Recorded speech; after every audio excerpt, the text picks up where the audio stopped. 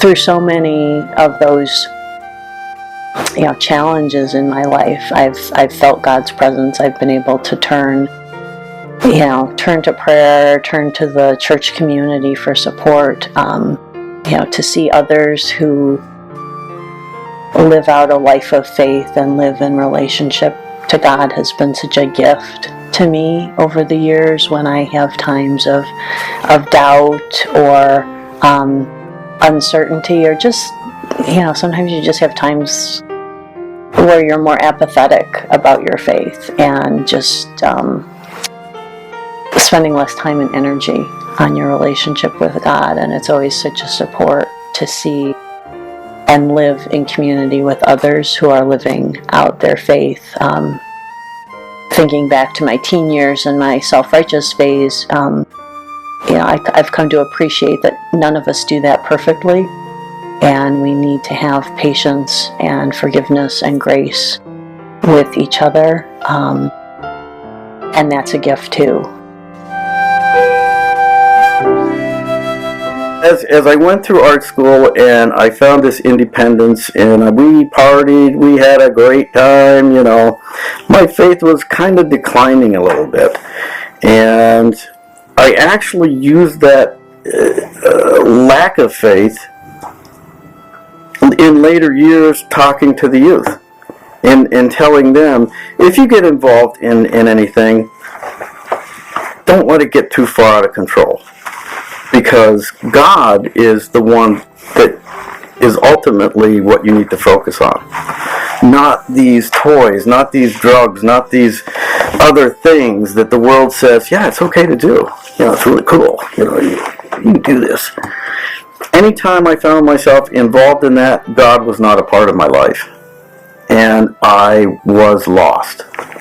Anytime in my journey that God wasn't there, I felt a huge empty void. And until I could make myself realize that, and make myself turn around and go back and say, sorry, can we have a do-over? I would go back to church again, and I found that emptiness filled up just by participating and sharing my faith with the people at church.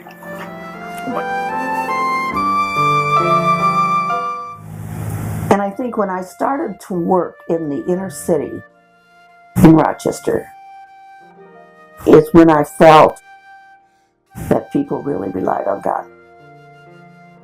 You're working in a secular culture. Our CEO was an atheist, so you're kind of underground with your faith. But I saw more evidence of people relying on God.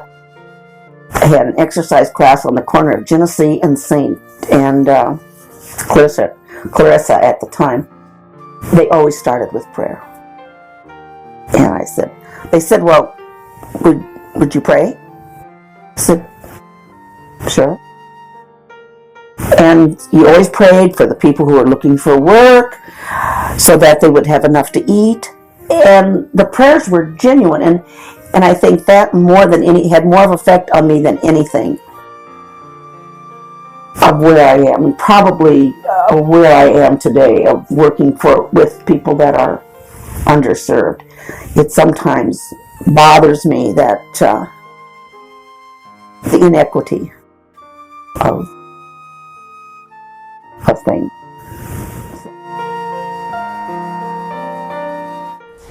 You are positive a lot more often than a lot of people are. And so is that God giving you strength to do that? Or how is that possible for you to do that? To be so, post all those wonderful messages and to be such a light to so many people. Is that God helping you? I really think that it is, because I remember before I got sick, I hate to say it, but I tried to always look for the good stuff in life. I tended to dwell more on the bad things, or I'd be like, I don't know, just didn't seem like people ever really care. But then when I got sick, this really odd thing had happened.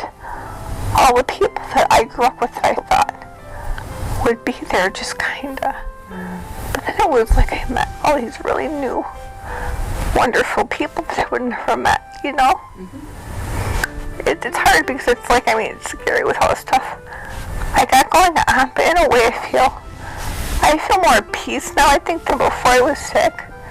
Like, before I got sick, I don't know, I always felt like you better watch out, so when my back stabbed me, this and that. I really feel more at peace now. It's hard to explain. But I do, you know?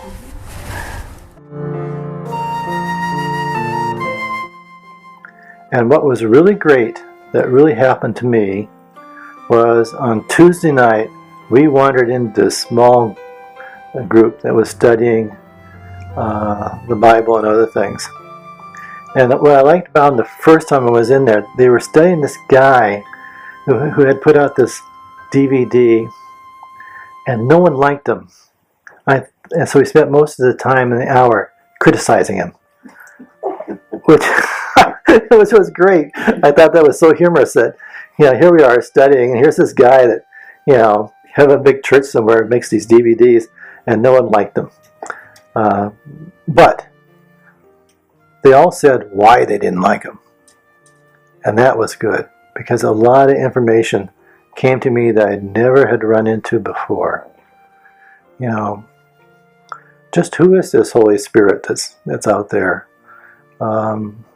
Gift of grace, faith. Those are things that I had heard tons of times in, Baptist churches, Lutheran churches, Methodist churches, Presbyterian churches. And in this church, they didn't really stick with me until we got into a small group, because I could hear these things. And that's why I'm here today. It's primarily because of the experience I had in those small groups. I still go to the small groups. We did eventually move to New York, and at some point it started coming to Messiah, and have really grown our faith here. What we've learned by joining the small groups here is that a lot of people have the same kind of struggles that we have. And in the small groups, it's been amazing to share those kind of struggles and find out how other people handle them. It's amazing what you can learn if you're just willing to share and open up your ears to hear how other people are handling things with Christ's help. And for me, that's made all the difference. We've learned that it's really a faith journey, and that it's not about a destination with your faith. It's really about the journey itself. So some days there are big obstacles in the road, and it seems like you just can't get through them. And on other days, you have a much smoother sailing experience. But the one thing I do know is that while I'm on the journey, I'm not alone. And that if you don't open up your heart to God and the believers around you supporting you, that you will truly be alone.